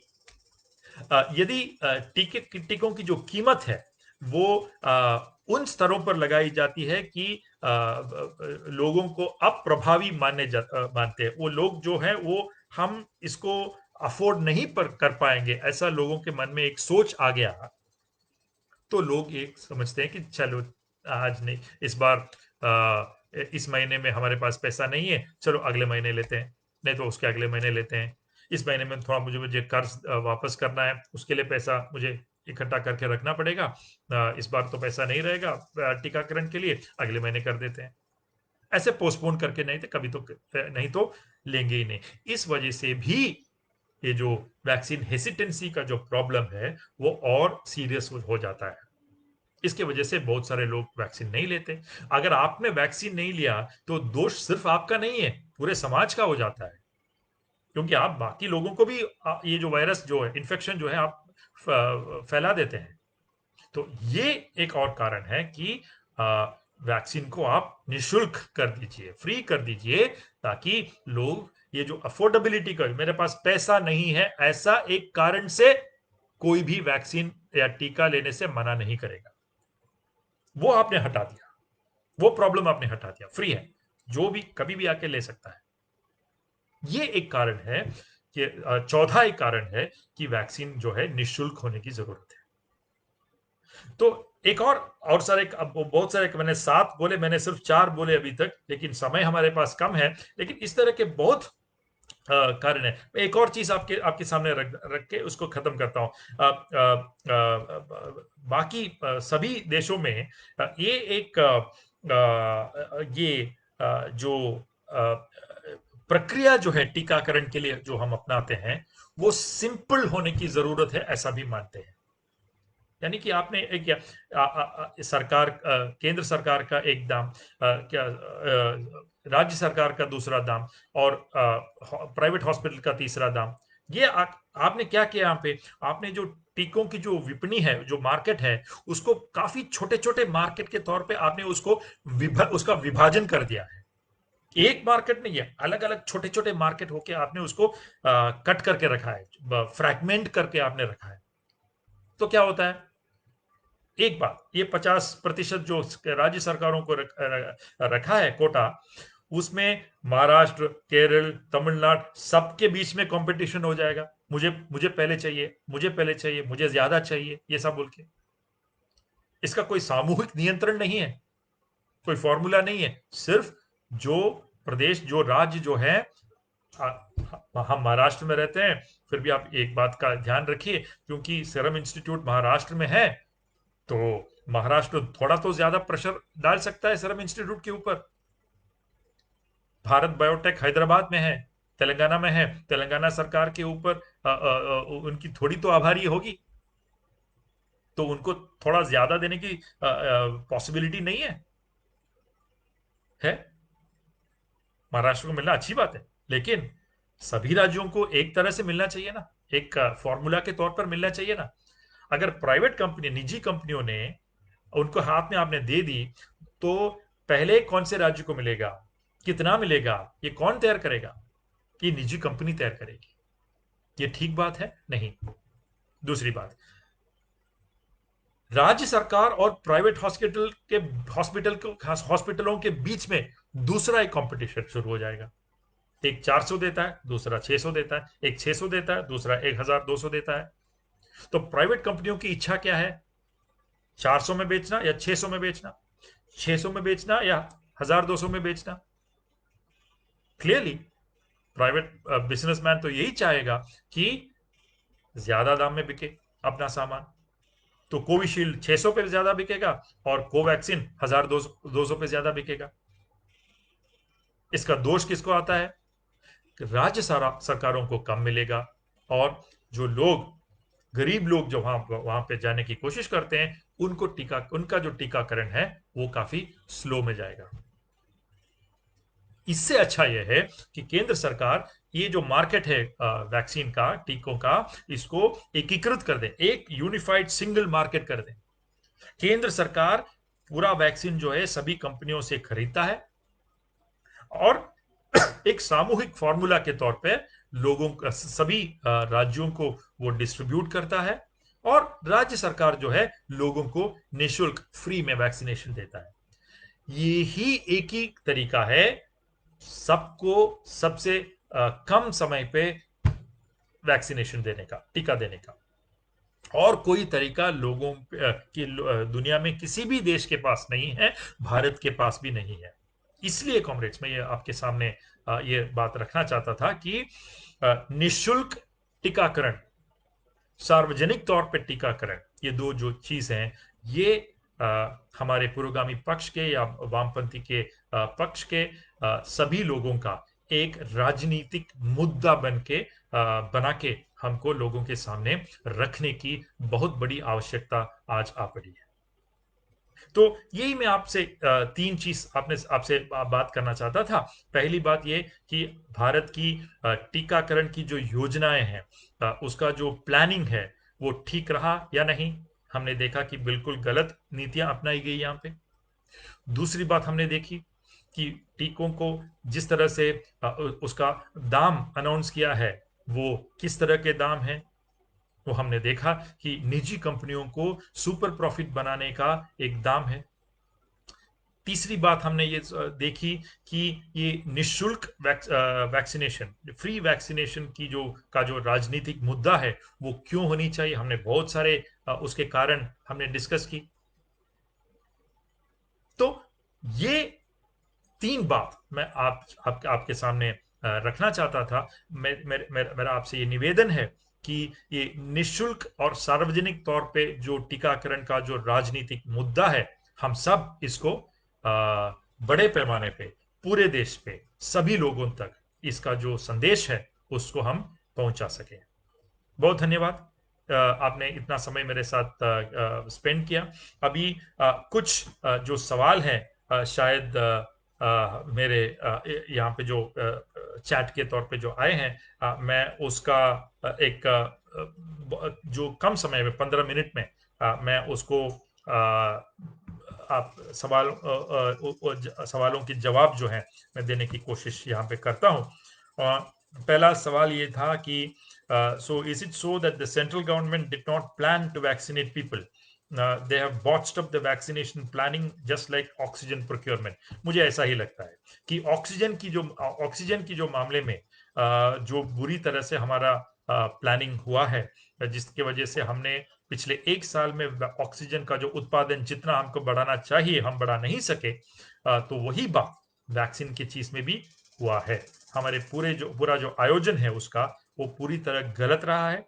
हमारी डिमांड और सप्लाई का जो गैप है, उसको पूरी करने में सरकार का कोई भी ठीक से काम यहाँ पे नहीं हुआ है। निवेश नहीं हुआ है, एडवांस ऑर्डर बुक नहीं किया है, और काफी वैक्सीनों का को जो अनुमति देने की जरूरत थी, वो यहाँ पे नहीं दी गई। समझिए कि आपने स्पुतनिक वैक्सीन को आपने फरवरी में अगर आपने अनुमति दी होती, तो आज आपके पास स्पुतनिक डिस्ट्रीब्यूशन के लिए, सप्लाई के लिए अवेलेबल हो जाता। लेकिन आपने सिर्फ अप्रैल में उसका परमिशन दिया, अप्रूवल दिया। इसके वजह से आपके पास स्पुतनिक कब आएगा? जुलाई में आएगा। ये 3 महीना, जो 4 महीना जो बीच का होता है, वो पूरी तरह आपने वेस्ट कर दिया। यही प्लानिंग का सबसे बड़ा एक प्रॉब्लम बन के हमारे सामने है। ऑक्सीजन की तरह ही ये भी एक बहुत बड़ी समस्या बन के हमारे सामने आज खड़ी है। So is pricing plan to ration vaccine to the privileged और रिच, ये सिर्फ यहाँ के धनिक वर्ग के लोगों को वैक्सीन देने का एक प्रक्रिया चल रहा है यहाँ पे। ये दाम जैसे लगाए गए हैं, ऐसा एक सवाल है। पूरी तरह से ऐसा ही लगता है, क्योंकि अगर आपने एक अभी आप देखिए, कोवैक्सीन कोवैक्सीन आज उसका दाम है 1,200 रुपया एक डोज का। यानी कि 2 डोज का अगर आप देखेंगे, तो एक आदमी को 2 डोज लेने में ही आपको 2,400 रुपया आपको लग जाता है। ठीक है। और अगर आपके घर पे 2 या 3 लोग ऐसे हैं जो 18 वर्ष के ऊपर हैं, तो कितना हो जाता है? अगर आपके पास घर में 4 लोग हैं जिसका टीकाकरण करना है, 2 डोज 2 खुराक, तो आपको करीबन 9,000 रुपया जो है उसके लिए खर्च करना पड़ेगा। आज मैं सरकार के जो आंकड़े हैं वो दिखाते हैं कि भारत के एक सरासरी एक किसान जो परिवार है, उसका प्रति मास जो आय है, इनकम है, वो कितना है? सिर्फ 6,000 रुपया महीना। सिर्फ 6,000 रुपया महीना है भारत के एक किसान परिवार का एक महीने का पूरा इनकम। लेकिन 2 खुराक टीका लगाने के लिए उनको 9,000 रुपया देना पड़ेगा अगर आपके घर पे 4 लोग हैं 18 के ऊपर। कौन लेगा? ये कोई भी नहीं लेगा। इसके वजह से बहुत करोड़ों लोग जो हैं टीकाकरण के बाहर रहेंगे। लेकिन अमीर वर्ग के लोग जो हैं वो प्राइवेट हॉस्पिटल में जाएंगे, ये पैसा देके करवा देंगे। यही ये नीतियों का एक सबसे बड़ा आज का प्रॉब्लम है। सीरम इंस्टीट्यूट दुनिया का सबसे बड़ा वैक्सीन उत्पादक माना जाता है। जी हाँ, लेकिन ये हम दुनिया का सबसे बड़ा वैक्सीन उत्पादक तो है ही, लेकिन इसके ये जो आंकड़े हैं इसको हम एक तरीके से हमको समझनी चाहिए। ये जो सबसे बड़ा वैक्सीन प्रोड्यूसर जो माना जाता है, ये सिर्फ तब है जब सभी वैक्सीनों को हम ऐड करके देखेंगे तभी। यानी कि पोलियो वैक्सीन, मीसल्स का वैक्सीन, ये सब जो वैक्सीन है पूरा आप ऐड करके देखेंगे तो दुनिया का सबसे बड़ा उत्पादक सीरम इंस्टीट्यूट है, ठीक है। लेकिन अगर आप सिर्फ कोविड वैक्सीन की बात देखेंगे तो भारत दुनिया का कोई फार्मेसी नहीं है। दुनिया का जो उत्पादन है उसका सिर्फ 20% जो है कोविड वैक्सीन का उत्पादन भारत में होता है। तो ये जो पूरी दुनिया का जो फार्मेसी ऐसी जो बात फैलाई जा रही है, वो सिर्फ सभी वैक्सीनों को निकाल के देखेंगे तो सही है, लेकिन कोविड वैक्सीन को निकाल के देखेंगे तो सही नहीं है। ये जो डिफरेंस है हमको समझने की जरूरत, ये इसलिए है क्योंकि हमने पिछले साल इस पे बिल्कुल ही कुछ भी निवेश का आयोजन हमने नहीं किया है। अगर हमने पब्लिक सेक्टर पे या थोड़ा निजी कंपनियों को भी दे सकते हैं, कोई प्रॉब्लम नहीं, क्योंकि हमको जरूर सबसे कम वक्त में ये वैक्सीन चाहिए। लेकिन हमने पब्लिक सेक्टर में भी निवेश नहीं किया और निजी सेक्टर में भी हमने निवेश नहीं किया। हम चुप बैठे रहे, कुछ नहीं किया। इसके वजह से हम आज जहां हम हैं वहां पहुंच गए हैं। कॉमरेड सुधीर तो मुझसे ज्यादा इस मामलों में जानकारी रखते हैं, लेकिन आगे हम बात जरूर इसके बारे में कर सकते हैं। बालकृष्ण का सवाल है, जो आज वैक्सीन का अलग अलग कीमत जारी किया है, किस आधार पर किया जा रहा है? Super profit. निजी कंपनियों को सुपर प्रॉफिट देना, नॉर्मल मुनाफे से वो खुश नहीं है, उनको सुपर प्रॉफिट चाहिए। और सरकार ने दरवाजा खुला रखा है, आज पूरा उदारीकरण करके रखा है। बोला है निजी कंपनियों को, आइए जितना आपका दाम है ले लीजिए, चले जाइए। यही है बालकृष्ण। मालविका ने यह सवाल पूछा है कि budget was allocated by central government for vaccine production. हाँ, बजट में रखा गया था पैसा। 35,000 करोड़ रुपया का जो अनाउंसमेंट निर्मला सीतारामन ने किया था अपने बजट पे, वैक्सीन के उत्पादन के लिए 35,000 करोड़ रख रहे हैं, ऐसा बोल के उन्होंने अनाउंस किया था। आज हमको ये सवाल पूछने की जरूरत है, वो कहां गया आपका 35,000 करोड़ रुपया? कितना रुपया आपने स्पेंड किया उसके ऊपर? क्या वो पैसा यूज करके सभी को निशुल्क टीकाकरण आप दे नहीं सकते? बिल्कुल दे सकते हैं। आप पूरा निशुल्क टीकाकरण के लिए अगर आप एक खुराक 400 रुपये पे 400 रुपया दे के 400 रुपया दे दीजिए, मैं 400 के तौर पे दर पर बात कर रहा हूं। 400 रुपया दे के खुराक का अगर आप ले लेंगे कंपनियों से, तो भी केंद्र सरकार को पूरा करीबन 50,000 करोड़ रुपए का स्पेंडिंग करना पड़ेगा बस। यानी कि हमारे जीडीपी का 0.2% जो है निशुल्क वैक्सीनेशन के लिए आपको जरूरी है बस। लेकिन इसके लिए वो तैयार नहीं है। मेरा मानना यह है कि वो इसलिए तैयार नहीं है क्योंकि अगर उन्होंने ये अपने सर पे ले लिया तो वैक्सीन की जो कमी आ जाती है उसका राजनीतिक दोष भी उनके ऊपर आ जाएगा। ये डरते हैं। इसके वजह से उन लोगों ने 50% राज्यों को दिया है और आप खरीद लीजिए। उनको पता है कि वैक्सीन नहीं है, उनको पता है कि लोगों के ऊपर गुस्सा आएगा, तब वो मानते हैं कि हाँ, वो पूरा दोष जो है राज्य सरकारों के ऊपर डाल के पीछे हट सकते हैं।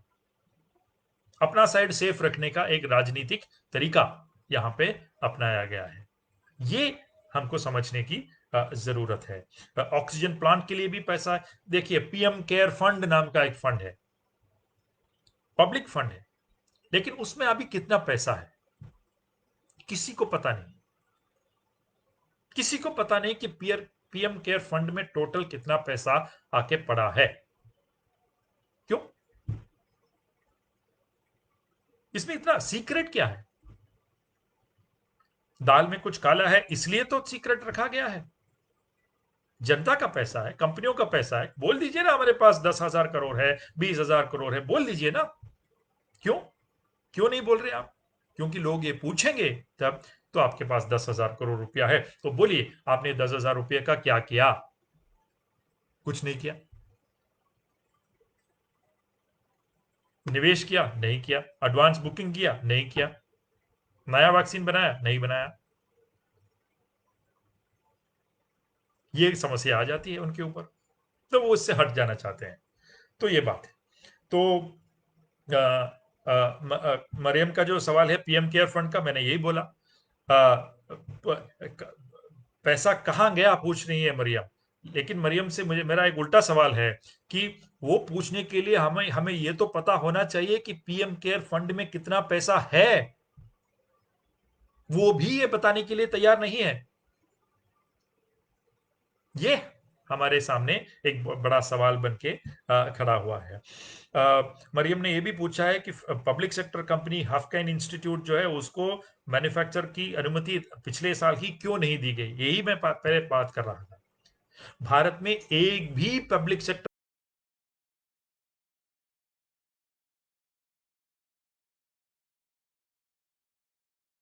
से प्रेशर डालने के बाद, महाराष्ट्र सरकार से प्रेशर डालने के बाद हफकैन इंस्टीट्यूट को इसकी अनुमति मिली। क्या है इसमें? क्या आपको प्रॉब्लम? ज्यादा से ज्यादा लोग बनाएंगे तो आपको क्या मुश्किल है?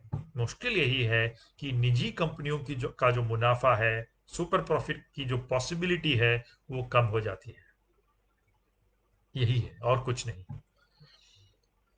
कृणाल का सवाल है, टीका जीवन में 2 बार ही लेना होगा कि उसके बाद भी लेना होगा? मैं डॉक्टर नहीं हूं, तो ये सवाल का जवाब मैं देने के लायक नहीं हूं। लेकिन मेरा मानना यह है कि अगर बाद में ज्यादा कोई वेरिएंट आ गया तो आपको शायद कोई बूस्टर डोज की जरूरत पड़ सकती है। लेकिन मैं सही आदमी नहीं हूं इस पर टिप्पणी करने के लिए।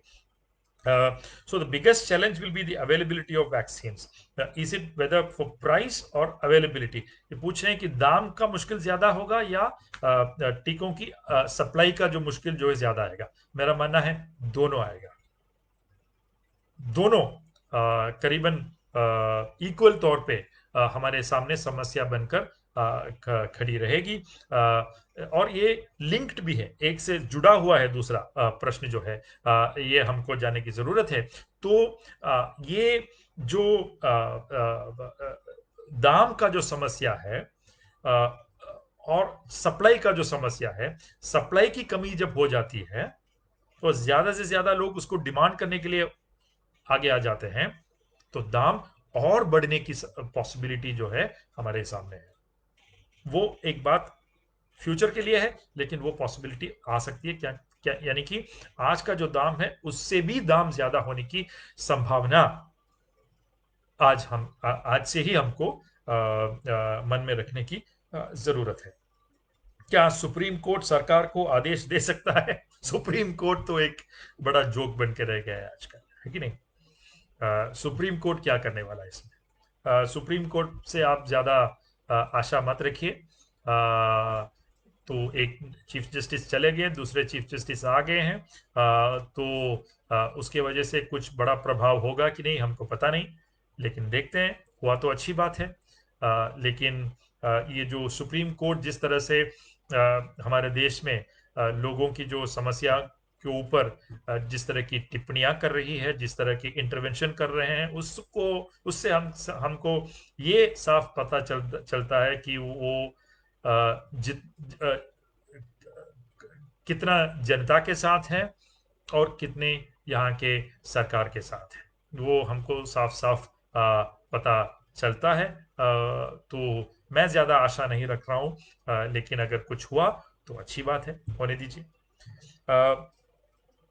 Y not get it done from Haffkine institute? ये हाफकिन इंस्टीट्यूट से हम करवा सकते हैं ये, लेकिन हाफकिन इंस्टीट्यूट ही नहीं, चेन्नई के आस पास एक बड़ा पब्लिक सेक्टर फैसिलिटी है, वहां पे कर सकते हैं। लेकिन एक समस्या यहाँ पे ये है, तकनीकी समस्या है कि ये जो कोविड वैक्सीन बनाने के लिए जो तकनीक अपनाने की जरूरत है, वो लगाने में थोड़ा टाइम लगेगा। ये ऐसा नहीं है कि आज हमने तैयार किया कल से हो जाएगा, ऐसा नहीं है। तो जो पोलियो वैक्सीन बनाते हैं वो तरीका अलग है, कोविड वैक्सीन बनाते हैं वो तरीका अलग है। तो एक तरीके को दूसरे तरीके के तौर पे हमको रिपर्पस करने की जरूरत है, चेंज करने की जरूरत है। ये चेंज जो है करीबन 3 महीना या 4 महीना जरूर लगता है। तो ये बात है कि अगर हाफकिन इंस्टीट्यूट को हमने पिछले साल में ही अनुमति दी होती तो आज हाफकिन इंस्टीट्यूट रेडी हो जाता, लेकिन इन लोगों ने कोई निवेश नहीं किया वहां पे, अनुमति भी नहीं थी, निवेश भी नहीं किया। यही हम हमारी सबसे बड़ी कमजोरी रहकर आज हमारे सामने खड़ी है। Can Serum institute be nationalised? कर तो सकते हैं। बैंकों का जो नेशनलाइजेशन हुआ था, कंपनियों का भी हो सकता है, लेकिन लेकिन नेशनलाइजेशन से ज्यादा आसान जो तरीका है वो हमारे पास ये है कि कंपलसरी लाइसेंसिंग। कंपलसरी लाइसेंसिंग का मानना यह हमको एक महामारी हमारे सामने है, हमको ज्यादा से ज्यादा उत्पादन करना है, हम ज्यादा से ज्यादा कंपनियां जो हैं उसको अनुमति हम देते हैं। एक कंपनी के तौर पर उसका अनुमति हम लिमिटेड नहीं रखेंगे, हम सबको दे देंगे। ये कंपलसरी लाइसेंसिंग का अर्थ है। ये कंपलसरी लाइसेंसिंग आज हम कर सकते हैं, 4-5 महीने पहले से ही करना चाहिए था, ये भी इन लोगों ने नहीं की। क्यों? हमको पता नहीं। किसी ने कुछ, केंद्र सरकार ने कुछ भी काम इस मामले पे नहीं किया है। आपने जो वैक्सीन के बारे में जो हकीकत बताई है, तो 100% वैक्सीनेशन होने के लिए कितना समय लगेगा? आज के तौर पर, आज के जो स्पीड है उसके तौर पर अगर आप देखेंगे तो शायद तेजल कानिटकर आज यहाँ पे ये सुन रही है, उनका जो कुछ कैलकुलेशन किया है उन लोगों ने, उन्होंने उनके हिसाब से करीबन 3 साल, करीबन 3 साल लग जाएंगे। आज के स्पीड में जाएंगे तो पूरी 100% जनता को टीकाकरण करने में 3 साल लग जाएंगे। 2023 में हमारा टीकाकरण खत्म होगा। तब तक कितने लोग मरेंगे, कितने लोगों को बीमारी आ जाएगी, हमको पता नहीं। ये एक चीज हमको समझने की जरूरत। जैसे मैंने बोला कि अगर आपको जनवरी 22 तक आपको ये टीकाकरण 100% लोगों को देना है, तो आपके पास एक दिन 60 लाख नहीं 70 लाख खुराक जो है आपके पास होनी चाहिए, तभी आप अगले 9 महीने में पूरे 100% लोगों को टीकाकरण दे सकते हैं, टीका दे सकते हैं। लेकिन आपके पास आज सिर्फ 30 या 32 लाख खुराक है। कैसे होगा? 70 चाहिए आपको, आपके पास 30 या 32 है, कब खत्म होगा? जैसे मैंने बोला, इसलिए हमको करीबन 2 या 3 साल लग सकते हैं ये पूरा कंप्लीट करने के लिए। WHO, whether WHO has any bearing on the pricing of corona vaccine? नहीं, ये WHO का दाम फिक्स करने में कोई बड़ा दायित्व नहीं है। ये केंद्र सरकार की जो नीति है उसी के ऊपर ये चलती है। अगर केंद्र सरकार चाहती है तो कंपनियों के ऊपर ये उनका अधिकार जो है उसका प्रयोग ये कर सकते हैं कि आप दाम कम कीजिए, नहीं तो हम आपको 200। आप ये देखिए, हम ये नहीं बोल रहे हैं कि वैक्सीन कंपनियां जो है, निजी कंपनियां जो है, सीरम इंस्टीट्यूट हो, भारत बायोटेक हो, हम ये बिल्कुल नहीं बोल रहे हैं कि ये लोग लॉस पे जाए, बिल्कुल नहीं बोल रहे हैं। हम इनको एक नॉर्मल प्रॉफिट, नॉर्मल जो मुनाफा है वो देने के बाद का प्राइस फिक्स करना चाहते हैं। ठीक है, 150 जो दाम था पहले सरकार जो दे रही थी वो सही दाम था, इनको एक नॉर्मल प्रॉफिट उससे मिल रहा था, उसमें कोई प्रॉब्लम नहीं था। लेकिन ये कंपनियों को सुपर प्रॉफिट चाहिए था। इसके वजह से आज दाम की जो समस्या जो है यहाँ पे इस तरह से आई है हमारे सामने। ये जो सुपर प्रॉफिट बनाने की जो इच्छा है निजी कंपनियों की, उसको केंद्र सरकार ने उसके साथ उनकी सम्मति दी गई है। उसको उसका दरवाजा जैसे जैसे मैंने बोला खोल के रखा है। अब आ जाइए, जितना भी सुपर प्रॉफिट बनाना है आप बनाइए, चले जाइए। ये हमारे सामने एक बड़ी समस्या है आज। तो ये मुझे लगता है कि ज्यादा ज्यादा से ज्यादा जो सवाल यहाँ पे आए मैंने उसका जवाब दिया है। काफी समय बीत गया है, 9:30 हो गए। मैंने बोला था कि 9:30 तक हम खत्म कर देंगे। तो मैं फिर से DYFI का आभारी हूँ कि उन लोगों ने मुझे आज ये प्रोग्राम के लिए बुलाया। मैं आप सबका आभारी हूँ कि आप इतनी देर तक मेरे साथ रहे मेरी बात सुनने के लिए। और मैं आखिरी तौर पे आपको यही बताना चाहूँगा कि हमें काफ़ी बार बोल चुका हूँ, शायद आप बोर हो गए, फिर भी मैं एक बार बोलूँगा कि हमें ये राजनीतिक मुद्दा बना के ये रखना है कि निःशुल्क और सार्वजनिक तौर पे टीकाकरण होनी चाहिए। ये हमको एक बड़ी सी राजनीतिक मुद्दा बना के लोगों के सामने रखने की जरूरत है। और जब हम लोगों से बात करते हैं तो जो फैक्ट्स हैं वो सामने रखे, आंकड़े जो हैं उसको सामने रखे, हमको ये काम करने की जरूरत है। ये बहुत बड़ी राजनीतिक जो दायित्व है वो हमारे ऊपर है। हमें ये पूरी करने की पूरी कोशिश जो है अगले दिनों में, अगले हफ्तों में, अगले महीनों में करने की जरूरत है। दोस्तों बहुत शुक्रिया, साथियों बहुत शुक्रिया। फिर मिलेंगे। आप सब, आपका स्वास्थ्य सब ठीक है, सब आप सेफ हैं, सुरक्षित हैं, मैं ये ऐसा मानता हूँ। सुरक्षित रहिए। फिर से मिलेंगे। धन्यवाद। लाल सलाम।